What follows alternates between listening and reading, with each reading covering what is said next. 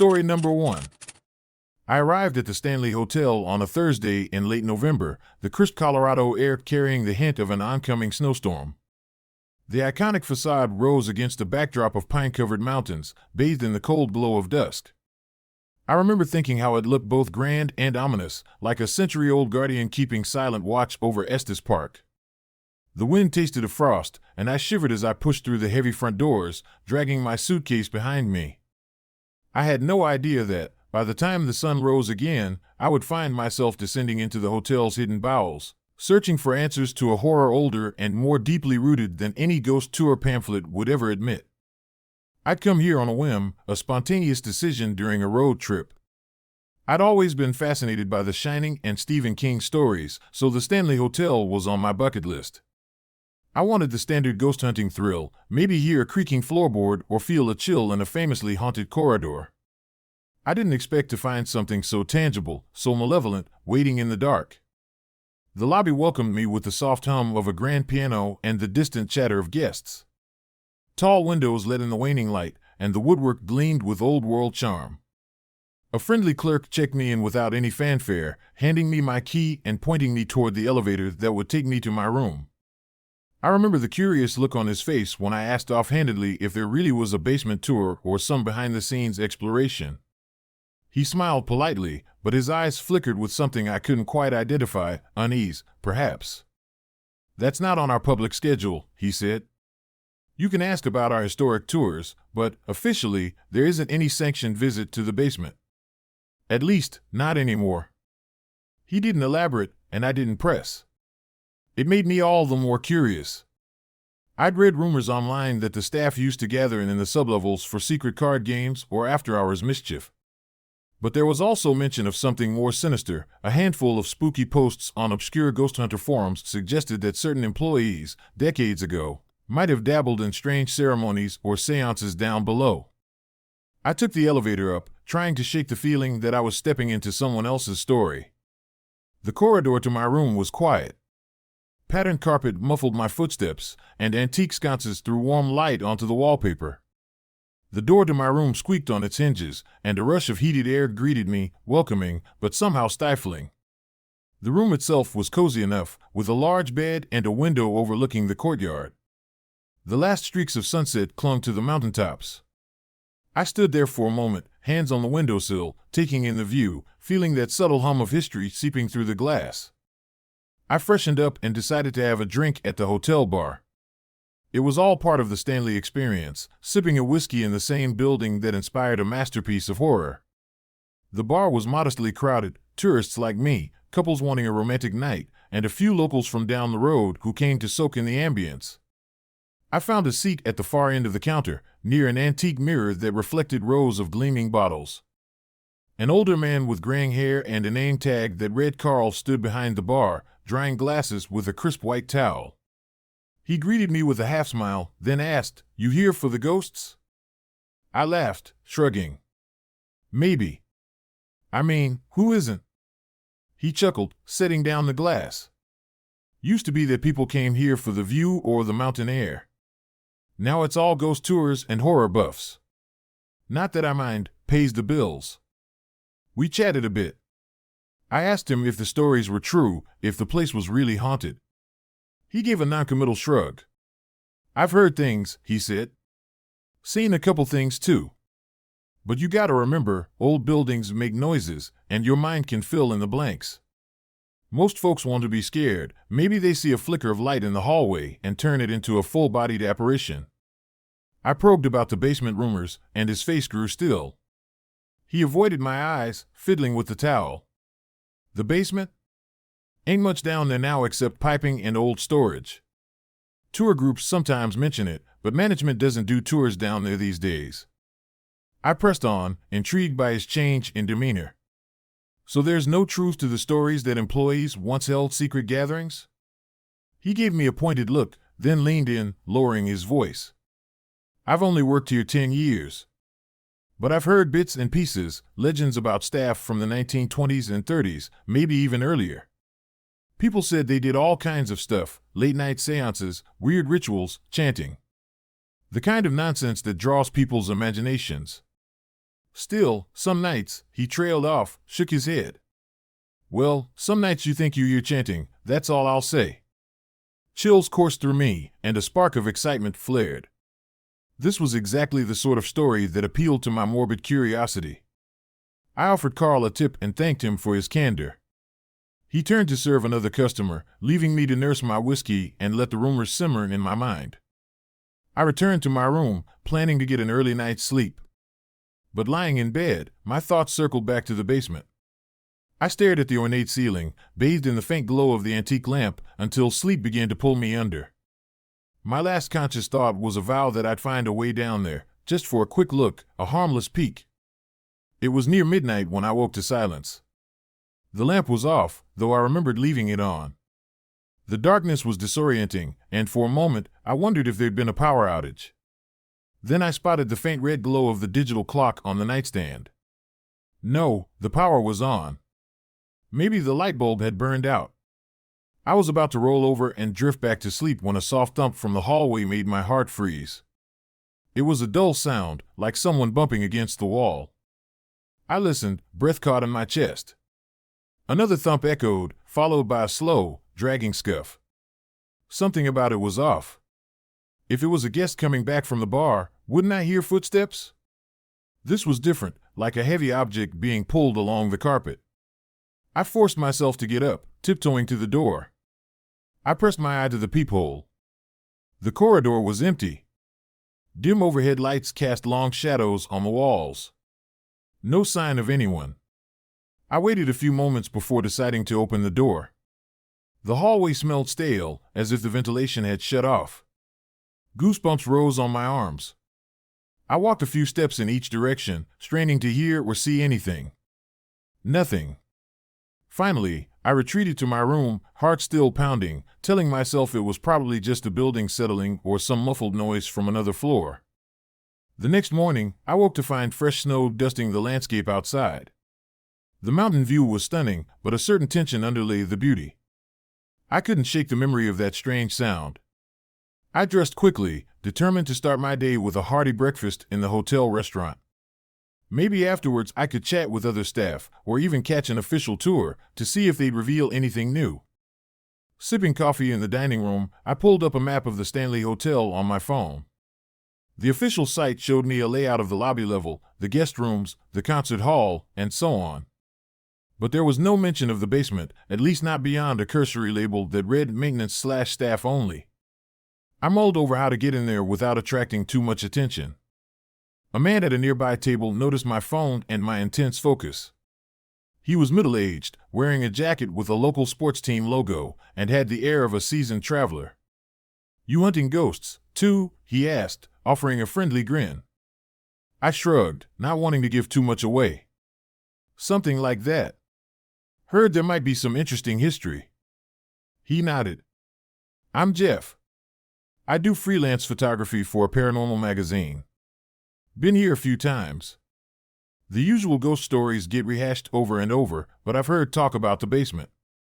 Staff doesn't like to discuss it. Something about old, weird happenings back in the day." My ears perked up. "What sort of weird happenings?" He leaned in, his voice lowering. "I spoke to someone last year who claimed that after the hotel opened in 1909, a few employees were into occult practices. They used the basement as their meeting spot. There are all these rumors, chants, animal bones found in dark corners, that kind of thing. Management shut it down decades ago, apparently, but people still claim to see or hear things. A woman from the 19th century chanting, specifically. Strange detail, right? She wouldn't have been from the same era as the employees from the 1900s. So who was she? Did she wander in from some other time or place?" I felt my palms go clammy. This was exactly the story I'd heard hints of. "So, have you seen it?" I asked. He shook his head. "No, but I've been wanting to. Problem is, security's tighter than you'd think. You can't just wander in. Last time I tried, one of the night staff caught me snooping.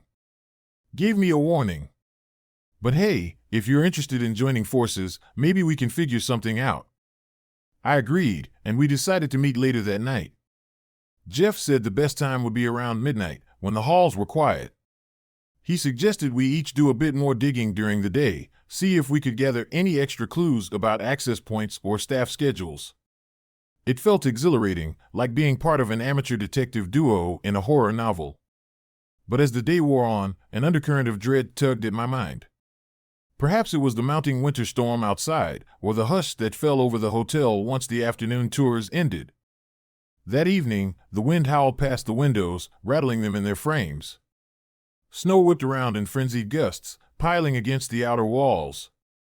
Inside, the lights glowed cheerfully enough, and I spotted plenty of guests laughing in the lobby or relaxing by the fireplace. But their merriment felt like a flimsy shield against the darkness I suspected lurked below. I found Jeff by the old grand staircase just before midnight. We both wore dark jackets and had flashlights tucked discreetly in our pockets. We crept around, waiting for any staff members to finish their rounds. The corridors were eerily still.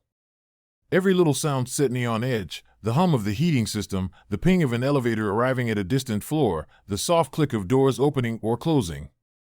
After a few minutes of searching, we found an unmarked door near the rear of the hotel, behind the kitchen area. A flimsy sign read "Employees Only." The door was locked, but Jeff, apparently more prepared for this than I realized, fished out a slender tool from his coat pocket. He worked the lock with surprising finesse. Within moments, there was a faint click, and the door swung open, revealing a flight of concrete steps leading down. A stale draft greeted us as we descended. The narrow stairwell smelled of dust and old wood. Our flashlights cut thin beams through the darkness, illuminating chipped concrete and cobwebs in the corners. The hum of the hotel's upper floors grew distant, replaced by a low, resonant drone, like the building itself was breathing. At the bottom of the stairs, a corridor stretched out, its walls lined with old piping and electrical conduits. Faded signs indicated directions: boiler room, storage, maintenance office. The temperature felt cooler here, the air damp and heavy. We inched forward, heart-thudding. Jeff whispered that he'd heard rumors of a hidden chamber beyond a metal door that used to lead to an old root cellar or something similar. We found a heavy iron door at the end of the corridor, its surface marked with peeling paint. A padlock secured it. My stomach twisted with excitement and dread as Jeff once again produced his lockpick. This time, the lock was more stubborn. Minutes passed. I stood guard, jumping at every distant echo or dripping pipe. Finally, Jeff exhaled a soft "got it," and the lock snapped open. We pulled the door wide, and a musty odor rushed out, thick with the scent of rotted wood and something else, something metallic, like old blood. Our flashlights revealed a stone archway beyond the threshold, the floor changing from concrete to packed earth. My mind reeled. How old was this section of the hotel? The Stanley was constructed in the early 1900s, but this seemed older, like something belonging to a 19th century homestead. We moved forward, the door groaning on its hinges behind us. The space beyond was narrow, with walls of rough stone. Cobwebs shrouded corners, and the floor dipped unevenly. Our flashlights flickered against shapes that might have been crates or old furniture. The deeper we went, the more I felt an oppressive weight bearing down on me. My breath grew shallow. I glanced at Jeff and saw my own fear mirrored in his wide eyes. Then, from somewhere ahead, came the faintest sound, a whisper. We both froze. The sound repeated, soft, rhythmic, like a chant. I couldn't make out any words. It rose and fell, hypnotic and chilling. Jeff mouthed, "What is that?" I shook my head. The chanting grew louder, drifting through the dark corridor. We pressed on, following it like moths to a flame, though every rational part of me screamed to turn back. Rounding a corner, we found a small chamber illuminated by a single electric lantern hanging from a hook in the ceiling. My heart nearly stopped. Standing in the center of the room was a woman dressed in old-fashioned clothing, a long skirt, high-collared blouse, and lace gloves. Her hair was pinned up in a style that might have been fashionable in the late 19th century. Her back was turned to us, and she was reciting a chant under her breath, the same line repeating. She didn't move as our flashlight beams slid across her form. I felt the hairs rise on the back of my neck. Everything about her was out of place, as though we'd stepped into a time warp. Jeff managed a whispered hello, which echoed off the walls. The woman paused mid-chant, her head cocking slightly as though she'd heard us. Then, in one swift motion, she turned around. Her eyes were hollow, sunken pits of darkness. Her face seemed partly translucent, and yet somehow she was solid enough to cast a faint shadow in the lantern's glow. Her lips moved silently at first, then she spoke in a voice that sounded as though it came from a great distance. "You should not be here." A shock of fear overwhelmed me. Jeff fumbled with his flashlight, nearly dropping it. My own hand shook so badly I could barely keep the beam steady. We're sorry," I stammered. "We didn't mean to disturb." She took a step forward, her long skirt rustling against the dirt floor. The chanting started again, but this time it wasn't under her breath. It swelled, echoing unnaturally off the walls.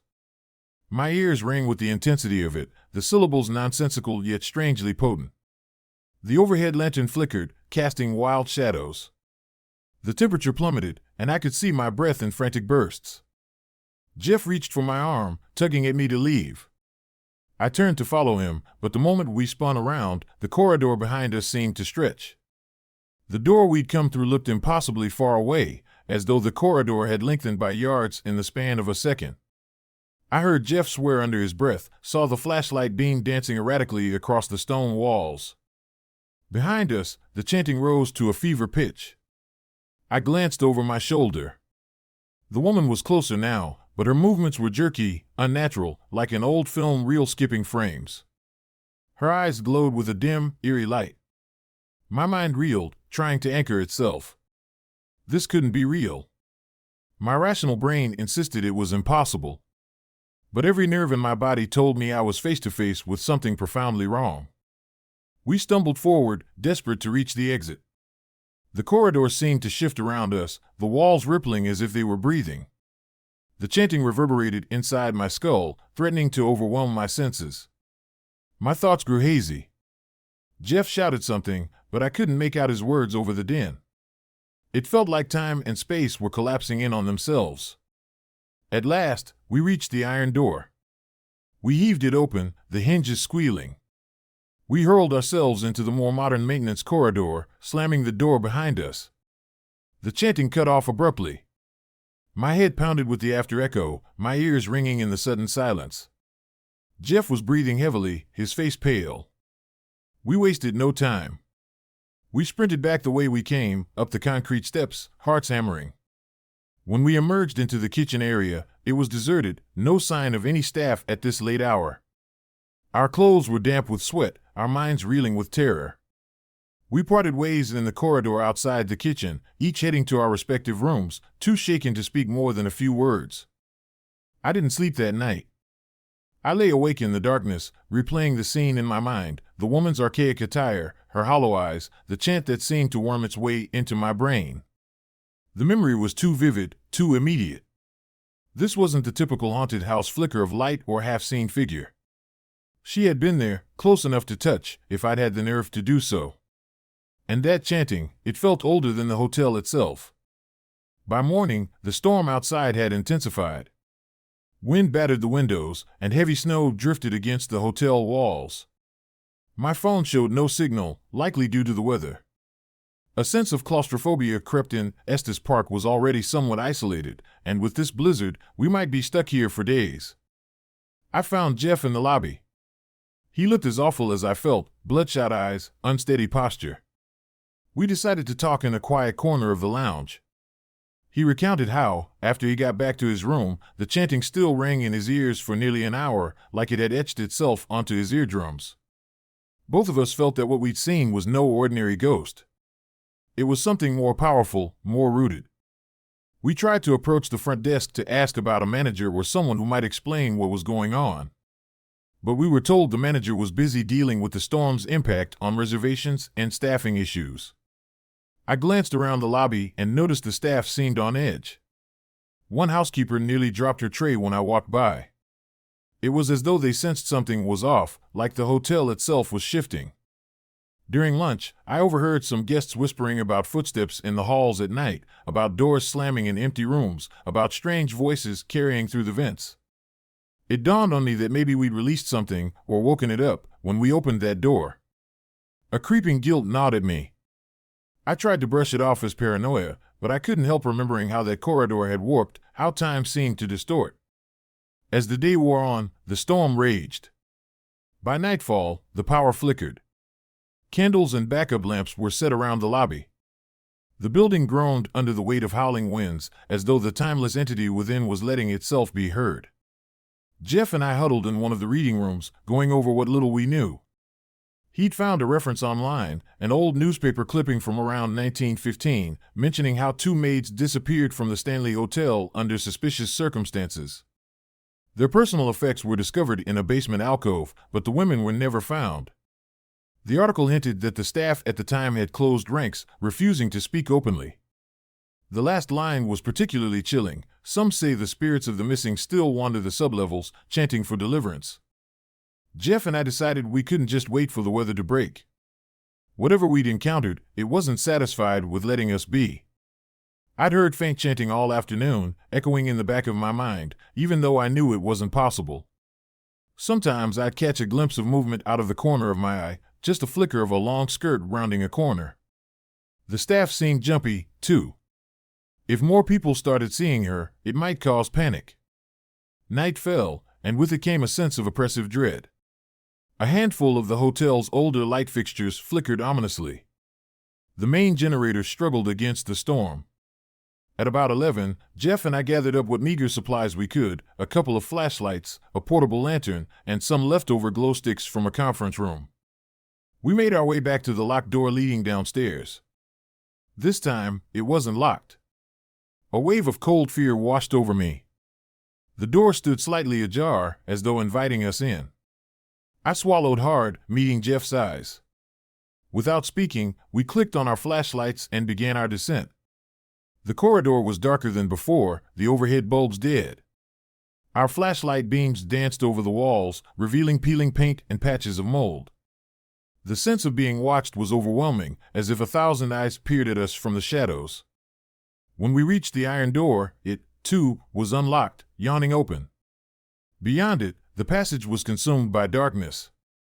But a dim, pulsing glow emanated from somewhere ahead, a lantern or candlelight, flickering in rhythm with a hushed chant that seemed to come from the very earth beneath us. We stepped inside, bracing ourselves. The door swung shut behind us with a heavy clang, trapping us. My heart raced. We advanced along the tunnel, the chanting growing louder. Occasionally, it was overlaid by faint voices, almost like a chorus, chanting in unison with the woman's voice. The walls felt closer, the ceiling lower, and the floor sloped downward at a slight angle. This entire subterranean area felt bigger than it should have been. It defied the known layout of the hotel. At length, we arrived at the chamber again. Instead of the single lantern, there were multiple candles arranged in a rough circle on the floor. Their flames threw elongated shadows up the walls, revealing dark stains that could have been water damage or old blood. And there she stood in the center, the woman in the 19th century dress, her hollow eyes fixed on us. But she wasn't alone. Figures surrounded her, flickering apparitions of people dressed in early 20th century uniforms, men in suits, and women in maid's attire. Their faces were blank, as though carved from wax. They formed a ring around the woman, swaying with the chant. My mind seized on the notion that these might be the missing staff, or perhaps guests from a bygone era, forever trapped in this subterranean ritual. Jeff raised his flashlight, and one of the apparitions turned to him with a startled expression, though the eyes remained empty. The chanting faltered, replaced by a low whisper that spread around the circle. "They have come, they have come." My stomach lurched as all the entities turned in unison to stare at us. The woman in the center took a step forward. She raised a hand. "Join us," she intoned, her voice echoing as if through a long tunnel. "We must complete the ceremony." My skin crawled. Jeff was shaking his head, his jaw set in defiance. "No," he managed to say, voice quavering. "We're leaving." The circle of apparitions advanced. Their movement was disjointed, like poorly animated puppets. The woman's eyes pinned me in place, and I felt a sensation like cold fingers pressing against my temples, prying into my thoughts.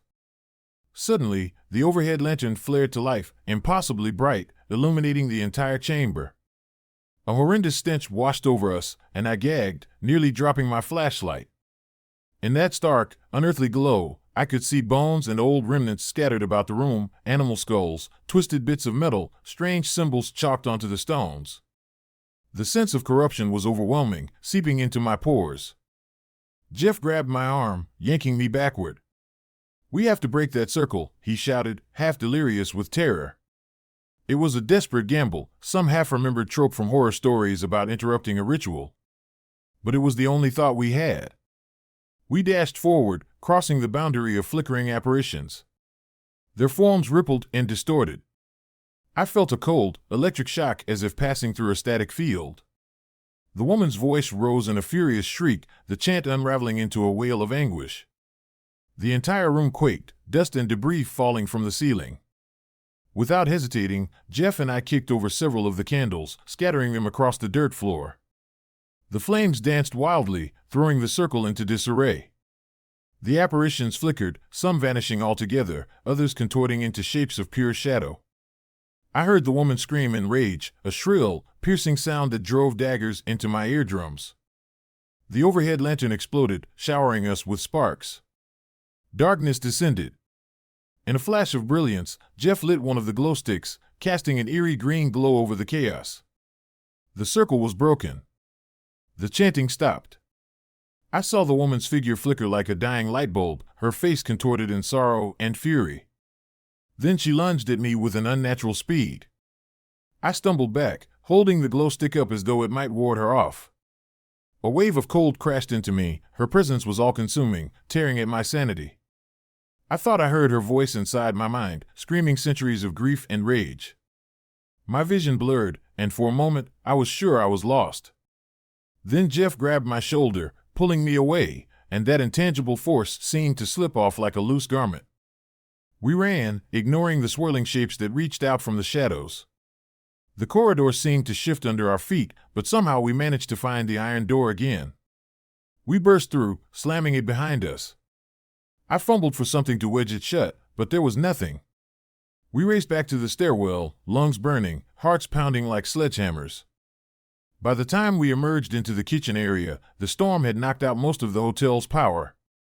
Emergency lighting cast a sickly yellow glow across the walls. The staff we encountered looked terrified, some had heard screaming, others reported seeing lights flickering frantically in the corridors. We didn't stop to explain. We just kept moving until we reached the main lobby, where a handful of guests huddled, staring wide-eyed at the chaos unfolding around them. The floor beneath us rumbled, like a minor earthquake. A horrifying wail echoed through the vents, making the chandelier above sway dangerously. The front doors were barricaded by snow, and the manager was on the phone with emergency services, shouting that they needed help. But we knew, deep down, that this was more than a winter storm problem. Something else was happening, something we had unleashed or aggravated in the depths of the hotel. We spent the next hours in a surreal nightmare. The apparitions appeared sporadically in the corridors, flickering in and out of sight. Doors slammed on their own. People reported seeing a 19th-century woman wandering the mezzanine, chanting in a language nobody recognized. A few brave souls tried to find alternative exits or dig through the snow. By dawn, the wind began to calm, though the power remained unreliable.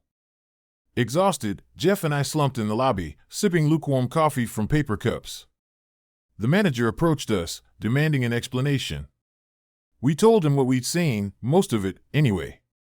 He looked shaken, muttering that the basement was supposed to be off limits, that no one was authorized to go down there. We didn't bother arguing. We just wanted to leave. Once the roads were partially cleared, we grabbed our things, loaded up Jeff's SUV, and drove out of Estes Park without a backward glance. The memory of that chanting, of those hollow eyes, lingered with every mile. Even now, months later, I sometimes hear it in my dreams, a distant echo that refuses to fade. I can't help but wonder if the Stanley Hotel has truly rid itself of that ancient darkness, or if it still lurks beneath the polished floors and tourist-friendly facade, waiting for the next curious soul to wander too far below. I've thought about returning, about bringing a professional research team or contacting mediums to put those spirits to rest. but a deeper fear holds me back. Some doors, once opened, can never be closed again. And some chants echo through the centuries, binding restless spirits to the earth they once walked. If I've learned anything, it's that the Stanley Hotel's real secret isn't just the ghosts in the corridors that everyone talks about. It's the nameless horror locked away in the basement's bowels, the remnants of old rituals that time and renovation failed to erase. Every so often, I catch wind of a new rumor, a traveler claiming they heard chanting near the maintenance corridors, or glimpsed a woman in 19th century attire drifting through the shadows. I feel a chill, remembering how real it all was, how it nearly consumed me. Part of me hopes that the next person who descends those steps is better prepared, that they might bring the understanding or power needed to release whatever haunts that subterranean realm. But another part of me prays no one ever goes down there again, because some mysteries are better left buried, sealed behind iron doors, and lost to time. At night, I sometimes recall the icy grip of that chanting on my mind, the sensation of my sanity unraveling in that claustrophobic chamber. I see the woman's hollow gaze when I close my eyes, and I wake drenched in sweat. In those moments, I vow never to return, never to risk unleashing that evil again. Yet a small voice inside whispers that it might already be too late. The basement's secret has seeped into me, trailing me like a stubborn shadow. And no matter how far I run, it's always there, just out of sight, waiting for the darkness to fall and the chant to begin anew. Story number 2. I was never one to believe that history could leave footprints, not in the literal sense. Sure, I'd heard the phrases "the walls have memories" or "the past echoes through old houses," but it all seemed like idle talk until the day my family moved to Salem, Massachusetts. That was when I learned the past could grip you by the throat, drag you into its shadows, and refuse to let go. We were a pretty average family by most accounts, me, my wife Rebecca, and our 2 kids, Jonah, 11, and Maddie, 9. I was a freelance writer who could work from anywhere, and Rebecca was a software developer at a Boston firm that let her go hybrid. We wanted a place with character, a place that felt like home the moment we stepped inside. Salem seemed perfect, charming old colonial architecture, a dash of spooky folklore. We joked about the witchy vibe, half hoping to hear a ghost story from the neighbors. But jokes have a way of becoming nightmares when the house itself decides it has secrets to share. The day we arrived, the sky was iron gray and the wind off the Atlantic had teeth.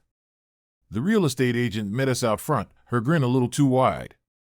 She mentioned that the house had a history, what old house in Salem didn't, but that the foundation was sturdy, and it had recently been updated with modern plumbing.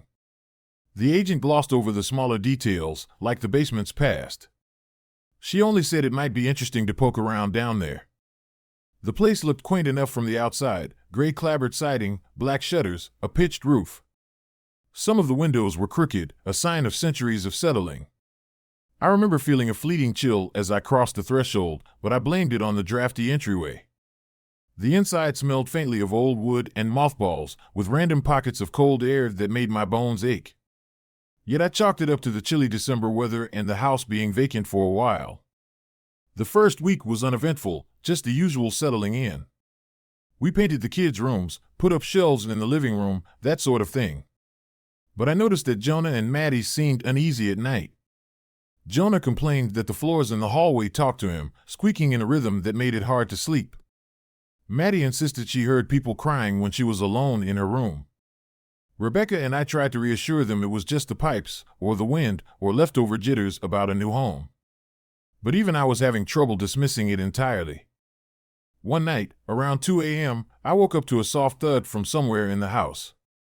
At first, I thought it might be Jonah or Maddie wandering to the bathroom, but when I listened more closely, I heard it again, a hollow, rhythmic thud, echoing from below. Rebecca stirred beside me, asked if I'd heard it too. We exchanged concerned glances. Eventually, I grabbed a flashlight and crept through the silent corridors, stepping carefully over the squeaking floorboards. Each step felt like I was intruding on a space that did not want me there. I reached the kitchen at the rear of the house, where a narrow door led to the basement. The door stood slightly ajar, even though I distinctly remembered shutting and latching it earlier. A wave of dread prickled the back of my neck. It was that visceral feeling you get when you know something's wrong but can't see exactly what. The overhead kitchen light buzzed softly. The basement door creaked louder than any door had a right to. I shone my flashlight down the wooden steps. The gloom swallowed the light after a few yards. I didn't dare go down. Instead, I closed the door, clicked the latch, and retreated. I told myself it was probably just the ancient wood shifting with the temperature drop. Still, I locked the basement door that night. The next day, I decided to do some research. While Rebecca was busy in her home office and the kids were at school, I drove over to the Salem Public Library. The archivist there was a petite woman with silvery hair and sharp eyes. She smiled politely when I told her my address and asked if she had any historical documents about the property. But as soon as I said the old house near Charter Street, her expression darkened. She paused for a moment, as if weighing what to say. "That house has been through many owners," she murmured, tapping her nails on the counter. Originally built in the late 1600s, parts of it burned in 1693 and were rebuilt a few years later. She sifted through a filing cabinet and pulled out a slim folder. Some folk stories suggest it was used as a holding place for accused witches during the trials, unofficially, of course. The official jail was elsewhere, but there's talk that certain private cellars were used when the jail got overcrowded. She looked at me almost apologetically. "Might explain any disturbances." I forced a laugh. "That's just rumors, right?" She shrugged. "Salem's full of rumors. But every rumor's got a kernel of truth." I thanked her, feeling a heavier weight on my chest as I carried the folder back to my car. That night, I told Rebecca about it. She stiffened. "You're not telling the kids," she said firmly. Of course I wouldn't. Jonah and Maddie were already spooked enough. But it was impossible to ignore the vibe in the house after that. Doors creaked open on their own. Furniture subtly shifted an inch or two overnight. More than once, I woke in the morning to find the basement door wide open, despite having locked it. Then there were the footprints. On an especially cold Saturday, we woke up to find wet footprints across the hallway leading to the stairs, continuing down to the basement door. It looked like someone with bare feet had trudged through fresh snow. Except there was no snow in the forecast, and none outside on the ground. I knelt down, touched the footprints, half expecting them to vanish. The water clung to my fingertips, ice cold and very real. Rebecca tried to rationalize it. "Maybe a pipe burst, or water leaked in from somewhere else," she said, though her voice shook. Jonah asked if we had a ghost. Maddie burst into tears, certain something was in the house. We calmed them as best we could, saying we'd look into it. But I saw the fear in Rebecca's eyes, mirroring my own. The nights grew longer, colder. Sometimes, while drifting off to sleep, I'd hear what sounded like faint whispers in the walls, too muffled to make out the words, but too distinct to ignore. One particularly frigid night, I was jolted awake by the unmistakable sound of sobbing, a heart-wrenching wail that echoed through the vents. I shot upright, adrenaline coursing through me. Rebecca stirred, blinking in confusion. Together we listened to the strangled sobs echoing from somewhere beneath us. It sounded like a woman, her voice choked with despair. We rushed to the kids' rooms, found them both huddled under their blankets, wide-eyed. Maddie was shaking, tears streaking her cheeks. "It's coming from below," she whispered. Jonah just stared at me, ashen-faced. The sobbing continued for what felt like an eternity, then abruptly stopped. No trailing whimpers, just silence. That might have been the worst part. The next morning, I was determined to finally go down to the basement. Enough was enough. I found a sturdy flashlight, put on a thick sweater, and braced myself. Rebecca volunteered to come with me, but I told her to stay upstairs with the kids. "I'll check the pipes," I said, trying to keep my voice steady. "Just be ready to call me if anything happens." I opened the basement door. The musty smell hit me immediately, wet stone, old earth. The steps groaned under my weight, each creak a timid protest. The air was noticeably colder down there, enough to make me see my breath in soft, cloudy puffs. My flashlight revealed a large, open space with stone walls. Parts of the floor were dirt, others rough cement. I saw remnants of old shelves, a workbench, junk the previous owners had left behind. In one corner, I spotted a section of wall that looked older, as if it had been part of the original foundation. That part had bricks and iron rings set into the stone. My stomach twisted. A sound, like the faint scraping of metal, made me jerk the flashlight toward a shadowy recess. For a split second, the beam caught something that glistened wetly. I forced myself to approach, peering closer. Turned out to be just some old metal hook attached to the wall, dripping condensation. But the angle of the brickwork behind it was odd, as if there might be a small hidden alcove or room. My pulse raced. I moved the flashlight around, noticing the mortar had crumbled in places. That's when I felt, more than heard, a presence behind me. A wave of cold air swept across my neck, raising goosebumps. I spun around. The basement was empty, the beam of light slicing through floating dust motes. My heart pounded so loudly I was sure I'd miss any other sounds. A chill took hold in my bones, and I raced back up the stairs, slamming the door behind me. I told Rebecca I hadn't found anything conclusive, no burst pipes, no major leaks. She could read the fear on my face. That night, Jonah claimed he saw a figure crouching at the foot of his bed, a pale, gaunt silhouette with dark eyes. He said it whispered something he couldn't understand, then vanished. When he told me, I tried to stay calm, reassure him that nightmares can feel real in a new house. But I knew my own words sounded hollow. Maddie wouldn't even sleep in her room anymore, she insisted on bunking with Jonah. The real tipping point came a few days later, just after sunrise, when Rebecca found deep scratches on the basement door, on the inside, as though something had clawed to get out. The wood was gouged in long, parallel lines, some so deep they left splinters curled outward. That same morning, we noticed a new set of wet footprints, this time leading from the basement steps to the middle of the kitchen, then stopping abruptly. It was almost as if someone, or something, had materialized in the kitchen and then vanished. I decided to call a local historian, a man named Dominic who specialized in Old Salem architecture and lore. He came by the next afternoon, a slender man with wire-rimmed glasses and an air of solemn curiosity. Dominic walked through the house, gently touching the walls like he could feel their memories. When he reached the basement door, he hesitated, glanced back at me. I nodded, and we both headed down. He moved the flashlight carefully over the stone walls, pausing at the iron rings. He crouched to examine them. These were definitely used to secure chains, he murmured, his voice echoing in the cold space. During the witch trial hysteria, local officials sometimes used private homes to hold prisoners when the jail was overcrowded. The conditions were brutal, damp, freezing, rat-infested.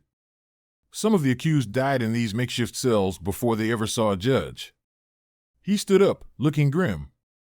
It's not surprising you're experiencing phenomena. There's a lot of pain in these walls. Dominic asked if I'd found any sealed-off areas. I showed him the corner where the brickwork looked suspiciously different. He ran his hand over the old mortar, pressed on a loose brick. It shifted with a dull scrape, leaving a gap barely large enough to see through. A foul odor wafted out, decaying earth, mold, something else I didn't want to identify. With effort, Dominic pulled a few more bricks free, widening the hole until the beam of his flashlight could penetrate. We both peered inside. Beyond that wall was a cramped alcove, barely a closet, really. The floor was dirt, and an old wooden support beam angled across the space. Dominic's light settled on something that made my stomach churn, shackles bolted into the wall, the cuffs still locked around a pair of skeletal wrists. The rest of the remains had long since turned to dust, scattered across the earthen floor. My flashlight caught the glint of metal near the skeleton's rib cage, a tarnished necklace, maybe. Dominic let out a slow breath. "This poor soul," he whispered, "never got out." I stumbled back, hard hammering. In that moment, the basement felt alive, pressing in on me with an almost suffocating weight. I gasped for air and dashed for the stairs. Dominic followed, wearing the same stricken expression. We both stood in the kitchen, stunned. "What do we do?" I finally asked, voice trembling. Dominic suggested we contact someone who specialized in spiritual cleansings or, at the very least, attempt a proper reburial of the remains. I could barely wrap my head around the idea that there was a literal skeleton entombed behind our basement wall. But more terrifying was the thought that the spirit of that poor soul might be what was roaming our house, crying, scratching, leaving those footprints. We arranged for a local medium, a friend of Dominic's, to visit. Her name was Evelyn, and she arrived that evening, carrying candles, sage, and a quiet confidence that both reassured and unsettled me. Rebecca, the kids, and I waited upstairs while Dominic and Evelyn descended to the basement. I tried to keep Jonah and Maddie occupied with a board game in the living room, but we were all on edge. The flicker of the overhead light made my stomach twist every time it dimmed. Then, from below, we heard Evelyn chanting in a soft, melodic voice.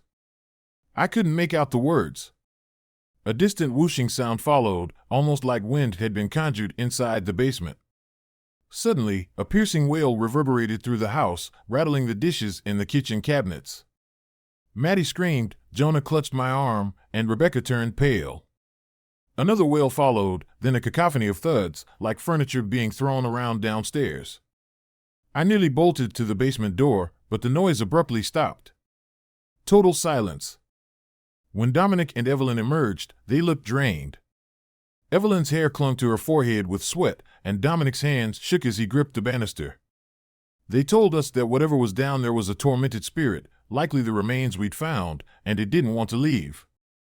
The agony and rage rooted in that basement was profound, centuries old. Evelyn said she tried to offer it peace, a release from its earthly tether, but something else was holding it back. What do you mean, something else? Rebecca asked. Evelyn hesitated. There's a darker presence here, feeding on that spirit's suffering. It's been here a long, long time. It may have been invoked during the hysteria, some vile act that bound it to this place. I can't cleanse it alone. She eyed us solemnly. You have two choices. You can abandon this house, leave it to whatever dwells below, or you can try to fight. But fighting might get dangerous. My mind spun. Abandoning the house meant losing everything we'd invested. But how could we stay, knowing what lurked in our basement? I glanced at Jonah and Maddie, guilt knotting in my gut. I'd dragged them into this. Rebecca's eyes brimmed with tears.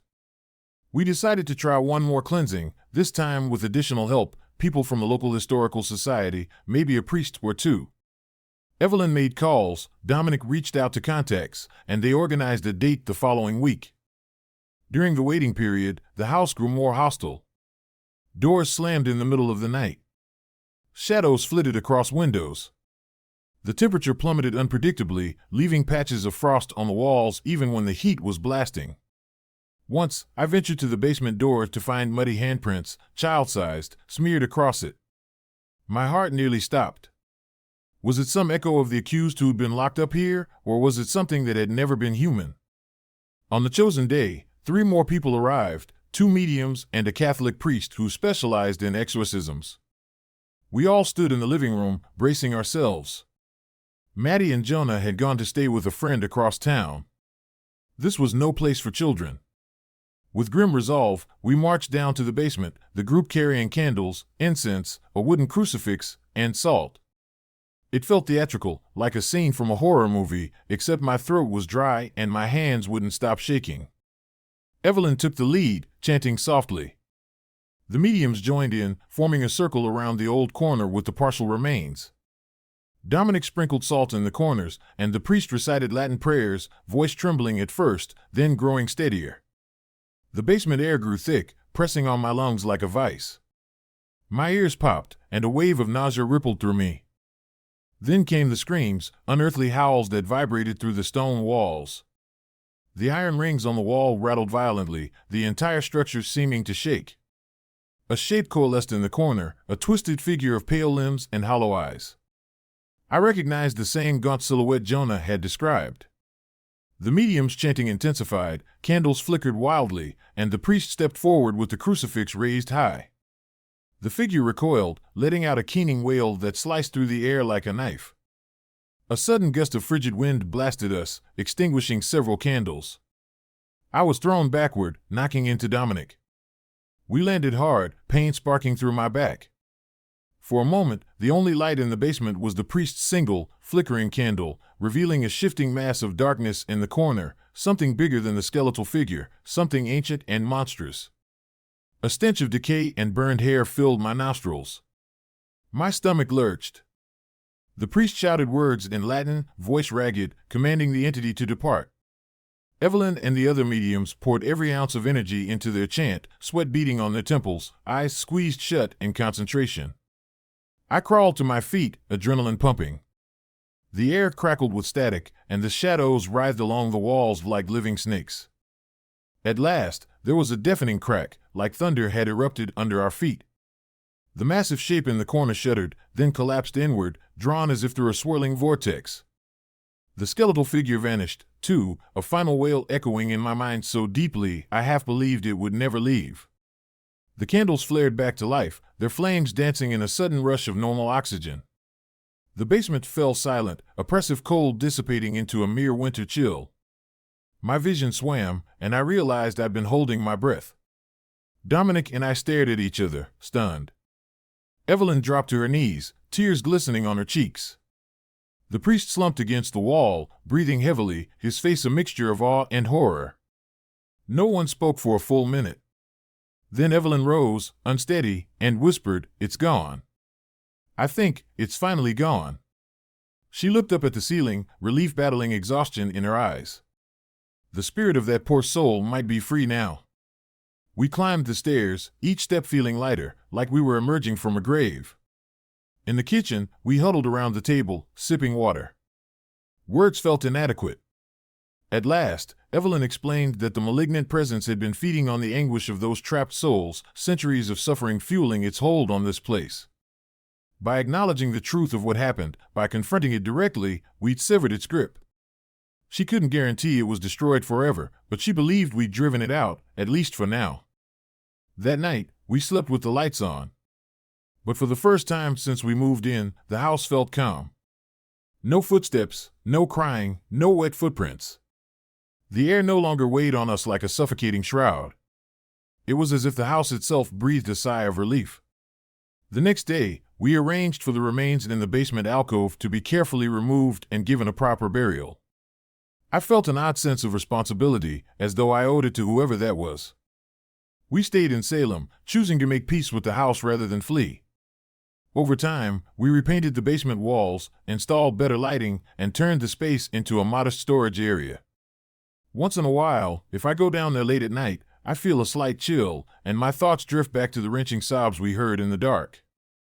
I'll sometimes whisper a quiet apology into the gloom, just to be safe. People ask me why we didn't move after experiencing such terror. The simplest answer is that by the time it was over, the house felt more like ours than ever before. We confronted its past head-on and, in a way, liberated it from centuries of pain.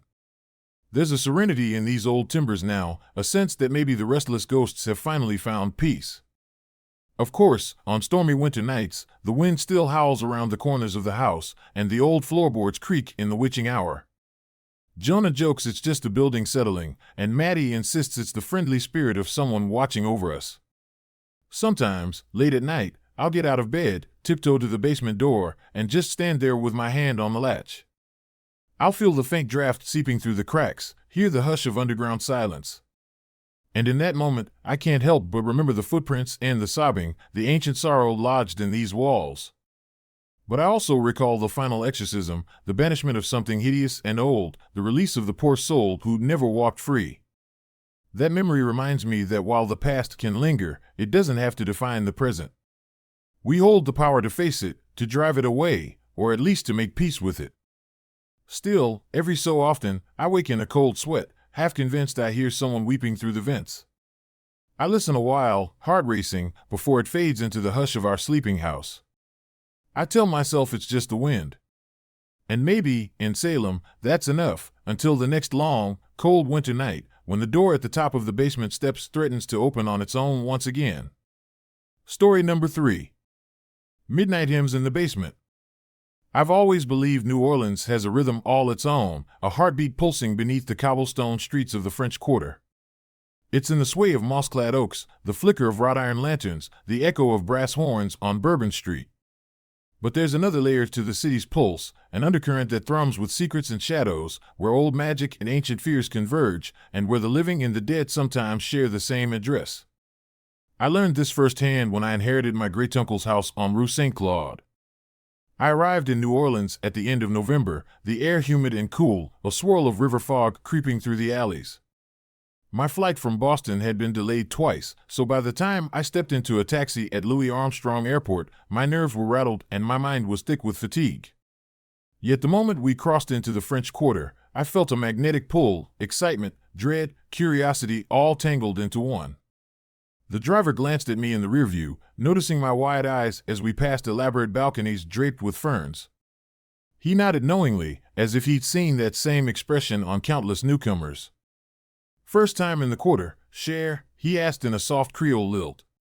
"Not exactly," I said. "I visited once as a kid. Didn't think I'd ever come back. But, well, life has a funny way of changing plans." He left it at that, likely guessing my story involved inheritance. New Orleans houses often pass down like old curses. The driver pulled up to a narrow 3-story place squeezed between 2 vacant storefronts. The building's facade had once been painted blue, but time and neglect had chipped it to a dull gray. The shutters sagged, the wrought iron gate was rusted. A battered sign hung crookedly over the entrance, too faded to read. It seemed as if the house was too weary to bear its own secrets any longer. "Here we are," said the driver. I paid him and stepped onto the uneven sidewalk, luggage in hand. He lingered a moment before driving off, eyeing the house. "Take care in there," he said, almost under his breath, then disappeared around the corner. I stood in front of the old door, fumbling for the key my mother had mailed me after Uncle Henry's funeral. "He died suddenly, a heart attack," they said, while napping in his armchair. Nobody else in the family wanted the property, not after all the stories. But I, being the black sheep and an amateur writer, saw potential. If anywhere it could inspire a novel, it would be a spooky old house in the French Quarter. Inside, the foyer was dark, the walls paneled in ancient cypress. A faint odor of dust and stale perfume lingered, like the house itself hadn't taken a breath in a long time. I flicked a light switch, half expecting nothing to happen, but a single overhead bulb sparked to life, casting jittery shadows on the warped floorboards. My footsteps echoed as I ventured deeper into the stale gloom. To the right was a parlor filled with sheet-draped furniture, to the left a hallway leading to a kitchen that looked like it had been renovated in the 1970s and never touched since. Past the kitchen was a narrow door that, according to Uncle Henry's notes, led to the basement. He'd warned me it might be stuck shut. I spent my first week upstairs. The house had 2 upper floors, the second with multiple bedrooms, most locked, requiring me to rummage for keys, and an attic-like 3rd floor. Uncle Henry's room had a dusty 4-poster bed and a tall window overlooking the courtyard, everything exuding a sorrowful grandeur, like a ballroom after the guests have gone. I could imagine it once filled with music and laughter, maybe a century ago. During that week, I spent mornings in the local archives, searching for any documents about the house's past. Librarians at the Louisiana Historical Center were polite but wary. When I gave them the address, an older woman raised an eyebrow. "That's near the old Duplessis property, isn't it?" she asked, then handed me a file of clippings and records. In December of 1895, a Creole family named Duplessis, mother, father, 3 children, had vanished from that exact address. Neighbors reported hearing strange singing in the middle of the night, coming from the basement. When authorities broke down the door, the family was gone without a trace. There were rumors of a ceremonial dagger found on the basement floor, maybe with blood on it. No official record confirmed this, but the story was enough to spook me. The house had changed hands many times afterward, each owner selling or abandoning it when odd incidents recurred, objects moving on their own, voices in the walls.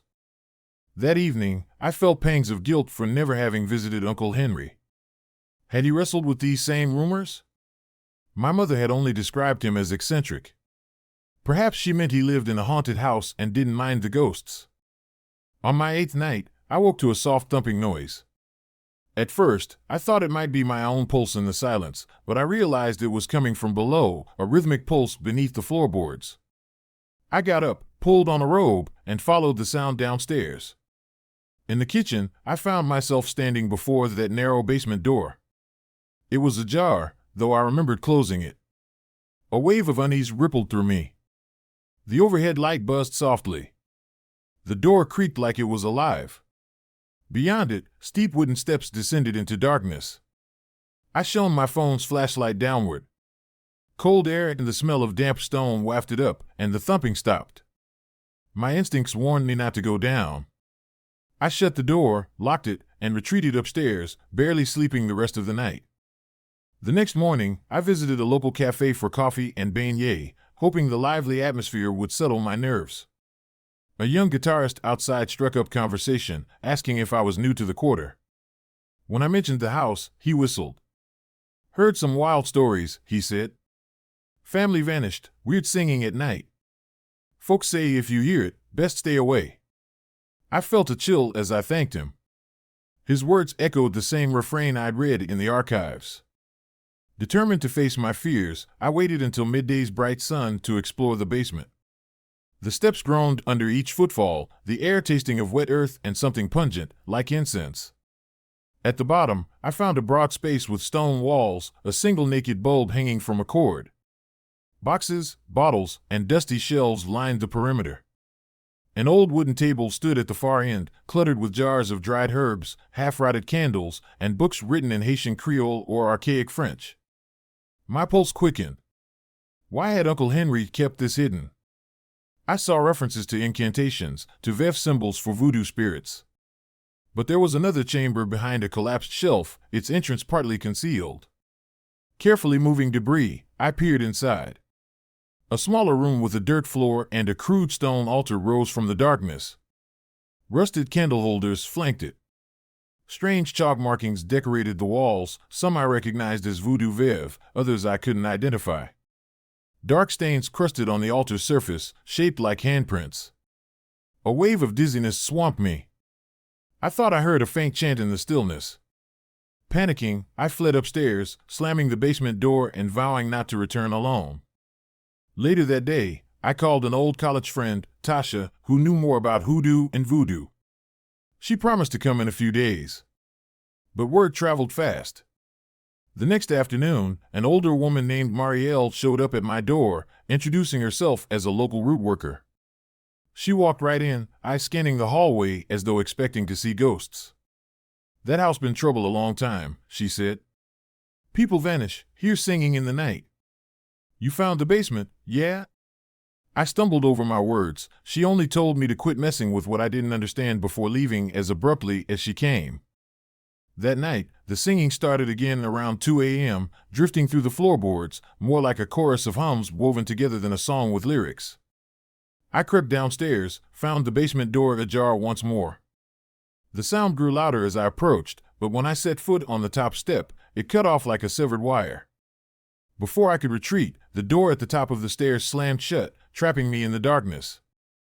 I banged and shouted, panic rising, until something let go of the door, allowing me to stumble out. Whoever, or whatever, had held it closed remained unseen. I spent the rest of the night huddled in the parlor, all the lights on. Tasha arrived soon after, taking one step into the foyer before whispering, "This place feels heavy." We went to the basement together. She recognized some of the sigils as Haitian Creole, but others were far older or more obscure. She translated scraps of text, references to spirits called esprits anciens, ancient entities beyond typical voodoo practice.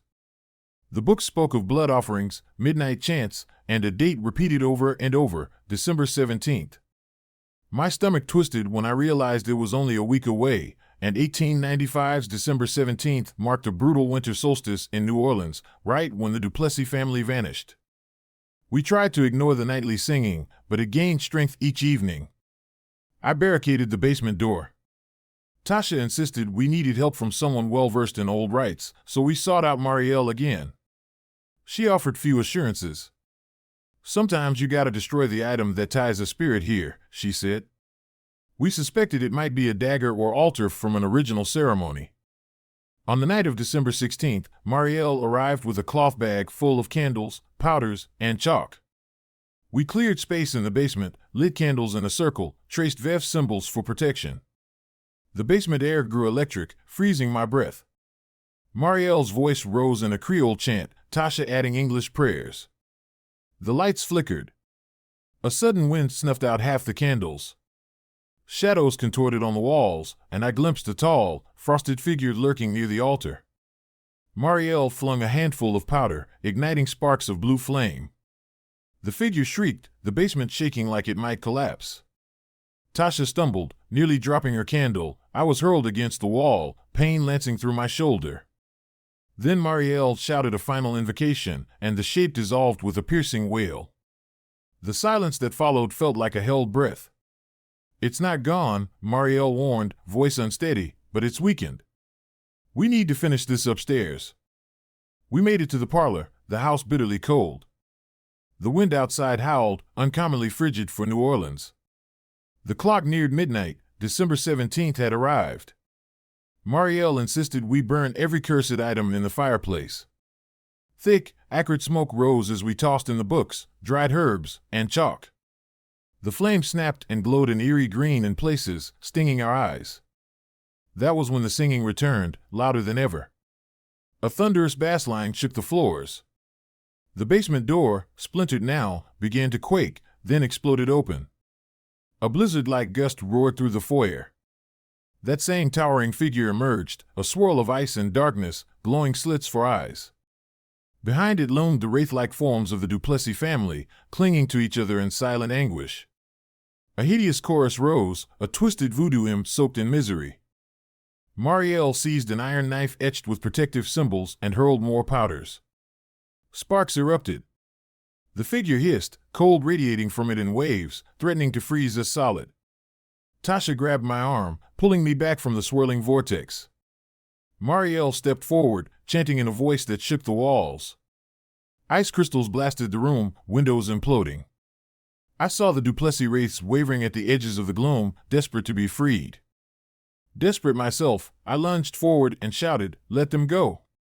My voice rang out unnaturally loud, colliding with the howling wind. A shockwave pulsed through the foyer. The entity screamed, the windows shattered, and a final gust of razor-cold air rushed past. The Duplessis shapes flickered, dissolving into faint motes of light. Then the monstrous figure collapsed in on itself, disintegrating into swirling shards of ice. Suddenly, it was over. Everything fell silent. Tasha collapsed, tears in her eyes. Marielle leaned against the wall, knife still clutched in one hand, her breath ragged. The atmosphere in the house felt clean, almost hollow. Outside, the howling wind died down, leaving the quarter in an eerie stillness. We spent days cleaning up broken glass, boarded windows, and the remains of that cursed basement door. The basement itself was eerily serene, its oppressive energy gone. Marielle performed a final blessing, scattering holy water and herbs. She refused payment, saying some battles are fought to restore balance, not for profit. December 17th passed without further horrors. By Christmas, the cold spell ended, and life in the quarter returned to its usual lively rhythm. The house still bore scars, hairline cracks in the walls, scorch marks from the ritual fire. But the nightmares faded, replaced by a cautious sense of hope. I chose to stay in the house. Surviving that ordeal bonded me to its history, even to its darker chapters. Tasha went back to Lafayette, promising to keep in touch. Marielle never returned, but sometimes I see her in the market or around Treem, and we exchange solemn nods. No words are needed. The Duplessis family remains a footnote in local lore. I like to think we set them free. Sometimes, on quiet nights, I still wake up and strain my ears, half expecting to hear that ghostly chanting.